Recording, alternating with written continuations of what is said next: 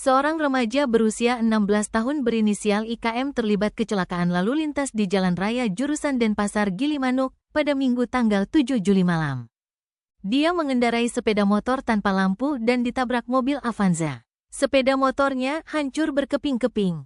Kasatlantas Polres Jembrana AKP Yusuf Dwi Atmojo menjelaskan, IKM saat itu mengendarai sepeda motor Honda tanpa dilengkapi dengan lampu kendaraan utama depan dan belakang.